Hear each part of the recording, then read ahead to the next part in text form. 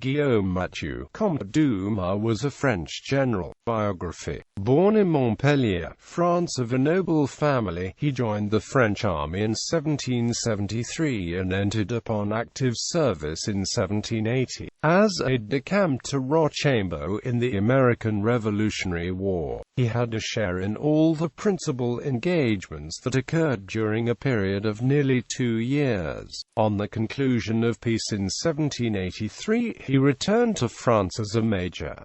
During 1784 to 1786, Dumas explored the archipelago and the coasts of Turkey. He was present at the Siege of Amsterdam in 1787, where he cooperated with the Dutch against the Prussians. After the outbreak of the French Revolution, he acted with Lafayette and the Constitutional Liberal Party. The National Constituent Assembly entrusted him with the command of the escort which conducted King Louis XVI to Paris after the flight to Varennes.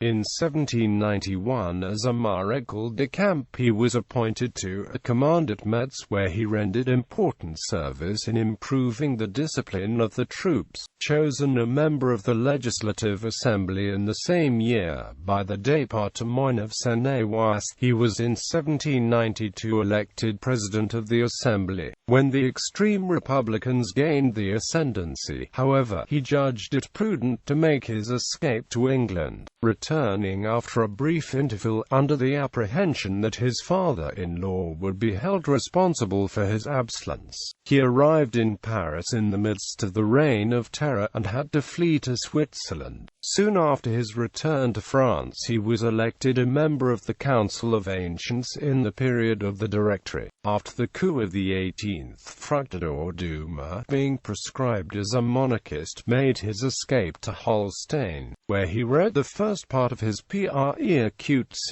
des événements militaires. Recalled to his native country when Bonaparte became first consul, Dumas took over the organization of the Army of Reserve at Dijon. In 1805 he was nominated a Councillor of State. He did good service at the Battle of Austerlitz, and went in 1806 to Naples, where he became Minister of War to Joseph Bonaparte. On the transfer of Joseph to the throne of Spain, Dumas rejoined the French army, with which he served in Spain during the campaign of 1808, and in Germany during that of 1809.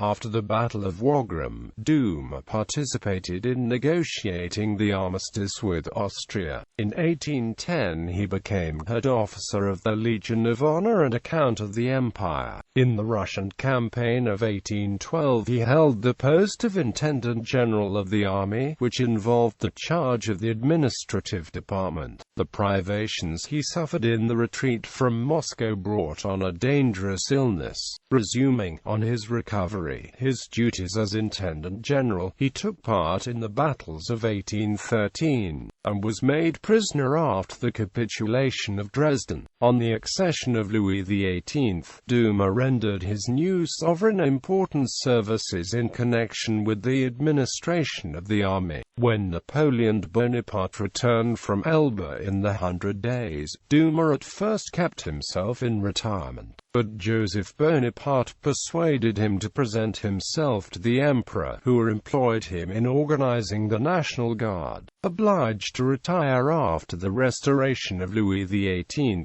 Dumas devoted his leisure to the continuation of his Précis des événements militaires, of which 19 volumes, embracing the history of the war from 1798 to the peace of 1807, appeared between 1817 and 1826.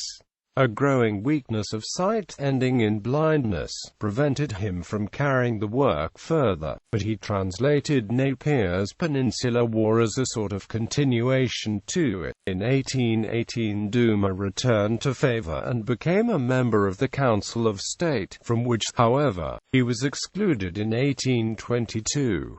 After the July Revolution of 1830, in which he took an active part, Dumas was created a peer of France, and re-entered the Council of State. He died at Paris on 16 October 1837. Besides the précieuses des événements militaires, which forms a valuable source for the history of the period, Dumas wrote Souvenirs du Lieutenant Général Comte-Mathieu Dumas.